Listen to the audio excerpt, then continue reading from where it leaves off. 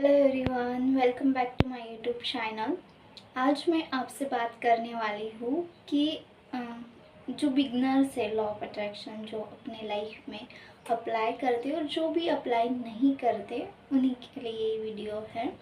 तो हम स्टार्टिंग में ऐसी कौन सी प्रैक्टिस करें कि जिससे हम डेली लाइफ में उसको यूज़ कर सके अच्छे तरीके से, ठीक है ना। और हमारा जो ट्रस्ट है वो भी बिल्डअप हो, और हमें जो भी हम नेगेटिव हो पॉजिटिव हो जो भी सोचते हो वो तो चीज़ अट्रैक्ट होती ही है। आप चाहे अच्छा सोचो या बुरा सोचो, जो सोचोगे वो चीज़ अट्रैक्ट होगी ही होगी, ठीक है ना। तो फिर ऐसे कौन सी टेक्निक है जो हमें डेली लाइफ में हम यूज़ कर सकते हैं, तो इसी के बारे में आज मैं आपसे डिस्कस करूँगी। तो सबसे पहले जो मैं डेली यूज़ करती हूँ वो है ग्रैटिट्यूड। यूनिवर्स को ग्रैटिट्यूड शो करना, या फिर जो भी चीज़ मेरे पास है आपके पास है उस चीज़ के लिए ग्रेटफुल होना, थैंकफुल होना, ठीक है ना। तो आप ग्रैटिट्यूड इसमें आप एक तो ग्रैटिट्यूड जर्नलिंग कर सकते हो। इसमें आप डेली 10 चीज़ों के लिए ग्रेटफुल थैंकफुल हो, उस चीज़ों को लिखना है। ग्रैटिट्यूड को कैसे लिखते हैं, ग्रैटिट्यूड जनरल कैसे लिखते हैं, इस पर मैंने पहले भी वीडियो बनाया है, तो आप वो वीडियो देख सकते हो। मैं डिस्क्रिप्शन में इसकी लिंक दे दूँगी, ठीक है। और दूसरा मैं जो प्रिपेयर करती हूँ ग्रैटिट्यूड जनरलिंग में, वो है कि मैं मैजिक रॉक का यूज़ करती हूँ। कि जो भी दिन भर में होती है चीज़ें, मैं उससे ग्रेटफुल होती हूँ। जो भी दिन भर में अच्छी चीज़ें होती है मैं उसके लिए ग्रेटफुल होती हूँ, उन चीज़ों के लिए थैंक यू कहती हूँ। तो मैजिक रॉक का यूज़ कैसे करना है इसका वीडियो भी मेरे चैनल पे है, तो आप उसको भी वॉच कर सकते हो। उसका भी मैं लिंक डिस्क्रिप्शन में दे दूँगी। और जो ग्रैटिट्यूड जनरल है, आप एक तरीका ऐसा है कि आप 10 चीज़ों को लिखो, और डेली अलग अलग टॉपिक रहेंगे। 10 चीज़ों, जैसे कि आज आप हेल्थ के बारे में लिख रहे हो, तो आज पूरे अपने बॉडी बॉडी पार्ट से उसके लिए ग्रेटफुल रहना है, तो उसके बारे में लिखना है। कल आप मनी के लिए हो सकते हो, परसों आपका टॉपिक नेचर हो सकता है, या फिर अलग अलग टॉपिक आप लेके अपना ग्रैटिट्यूड जनरल कर सकते हो। या फिर आपको जो भी चीज़ें लगती है उस पर आपको ग्रैटिट्यूड जनरलिंग करनी है। इससे आप में एक पॉजिटिव मतलब एटीट्यूड आएगा, कि जो आपको चीज़ों को देखने का जो नज़रिया है वो भी बदल जाएगा, ठीक है ना। और दूसरा जो तरीका है कि आप क्या कर सकते हो कि एक पन्ने पर आप जिन भी चीज़ों के लिए ग्रेटफुल हो वो सारी चीज़ें लिखे, और एक पन्ने पर आपको जो भी चीज़ मैनिफेस्ट करनी है उसको प्रेजेंट टेंस में लिखना है, ठीक है। या फिर आप एक ही विश को ले और एक ही विश को पूरे पन्ने में लिख सकते हैं, या फिर आप 2 3 4 विश को भी लिख सकते हो, ठीक है। इस तरह से आप 2 तरीके से आप ग्रेटिट्यूड जनरलिंग कर सकते हैं। या फिर किसी को लिखने का मतलब लिखने की ग्रेटिट्यूड जनरलिंग नहीं करनी है, तो आप उस जगह पे मैजिक रॉक का भी यूज़ कर सकते हो, जो कि मैं यूज़ करती हूँ, ठीक है। दूसरा जो तरीका है कि सबके लाइफ में कुछ ना कुछ चल रहा होता है, सब वर्किंग करते हैं। मतलब जो किसी की जॉब रहती है, कोई हाउस वाइफ है तो वो तो घर पे रहेंगे, उनके पास तो टाइम होता ही है। या फिर कुछ स्टूडेंट्स है कि उनके पास टाइम नहीं होता है, तो या फिर जो भी जॉब करते हैं उनके पास उतना टाइम नहीं होता है कि वो ये सारी चीज़ें करें।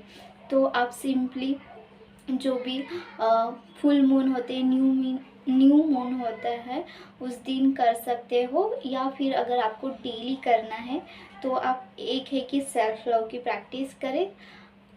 ऐसा नहीं है कि हम हर एक दिन पॉजिटिव फील करेंगे या फिर हर एक दिन एक्साइटेड रहेंगे।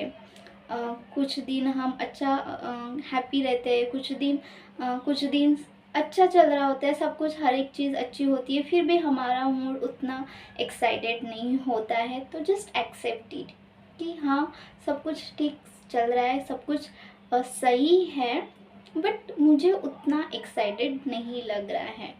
तो खुद को उस चीज़ के लिए एक्सेप्ट करना है।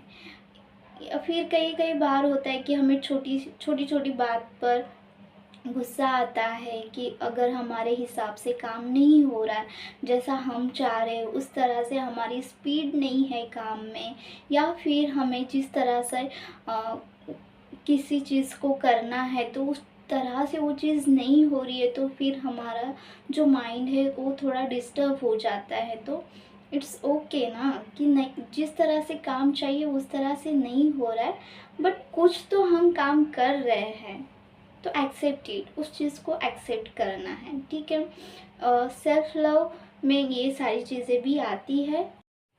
आप साथ साथ में डीक्लटरिंग भी कर सकते हो। डीक्लटरिंग मीन्स सिंपली मीन्स कि हमारे माइंड में 60,000 के ऊपर थॉट्स आते हैं एक दिन में, बहुत सारे थॉट्स आते हैं, उसमें से कुछ अच्छे होते हैं, कुछ बैड होते हैं, सैड भी होते हैं। तो आपको क्या करना है, सिंपली जो भी थॉट्स आ रहे हैं, कभी कभी हम ओवर थिंकिंग भी कर लेते हैं, तो उसको आपको लिखना है। जो भी थॉट्स आ रहे हैं उसको लिखना है। इस तरह से आपकी डिक्लटरिंग हो जाएंगी, आपके इमोशंस भी कंट्रोल में रहेंगे, और साथ ही साथ में आपको मतलब उस चीज़ को फील करना है कि हाँ, मैं अच्छा फील नहीं कर रही हूँ, सब कुछ ठीक चल रहा है, सब कुछ सही है, फिर भी मुझे अच्छा फील नहीं करना है। जस्ट जो थॉट्स आ रहे हो उसको ऑब्ज़र्व करना है और उसको जाने देना है। उस पर सोचते नहीं रहना है कि ये थॉट्स मेरे दिमाग में आया क्यों, उसका रीज़न जानो, उसको समझो भी, बट उसी के बारे में सोचते रह के अपना जो मेंटल स्टेट है उसको बिगाड़ना नहीं है। आ रहा है, उसको समझो, उस थॉट को अंडरस्टैंड करो और उसको लेट गो करो, जाने दो, क्योंकि हर एक चीज़ टेम्प्ररी है। तो कुछ चीज़ थोड़ी देर के लिए आएंगी, वो थॉट्स भी थोड़ी देर के लिए आएंगा और फिर चला ही जाएगा, राइट। तो आपको चीज़ों को समझना है और वही के वही उस चीज़ को हील करना है, फील करना है कि हाँ, मुझे ये चीज़ अच्छी नहीं लग रही है। अगर किसी की बात आपको अच्छी भी नहीं लग रही है, किसी का या खुद का भी बिहेवियर आपको अच्छा नहीं लग रहा है, तो बोलो खुद को कि मुझे ये बात अच्छी नहीं लग रही है। अब आप इस सिचुएशन से कैसे निकलना है वो सोचो, और वहीं पे वही चीज़ को हील करो, ठीक है। फील करो एंड हील करो। थर्ड तरीका है कि आपको अफर्मेशंस की प्रैक्टिस करनी है। अपने सबकॉन्शियस माइंड को रिप्रोग्राम करना है। अब हमारा कॉन्शियस माइंड जो है, जो अभी चीज़ें हम देख रहे हैं, सुन रहे हैं, ये सारी बातें याद रखता है, ठीक है। बट जो हमारा सबकॉन्शियस माइंड है, ये 24 आवर्स काम करता है, तो इसमें हर एक चीज़ स्टोर रहती है, तो आपको उसको रिप्रोग्राम करना है। कई बार छोटी छोटी चीज़ों के लिए लोग कहते हैं यार मेरा नसीब ही बहुत ख़राब है, मतलब मेरे नसीब में ये चीज़ है ही नहीं, ऐसे बोल देते हैं। उन थोड़ी सी भी बुरी चीज़ हो गई तो वो अपने नसीब को मतलब कोसते हैं, या फिर किसी और को ब्लेम करते हैं, उस सिचुएशन को किसी और पे डाल देते हैं और बोलते हैं कि वो उसके वजह से मेरे लाइफ में ये चीज़ हुई है, उसने अगर वैसा ना किया होता तो आज कुछ अलग बात होती है। इस तरह से हम दूसरों को ब्लेम करते हैं और सारा का सारा दोष दूसरे को ही देते हैं, खुद की मतलब खुद पर ध्यान देते ही नहीं हैं। तो यहाँ पे आपको आपका सबकॉन्शियस माइंड रिप्रोग्राम करना है। सबसे पहले तो आपको आपकी सेल्फ टॉक, आप खुद के साथ बातें कैसे कर रहे हो वो देखना है, ठीक है।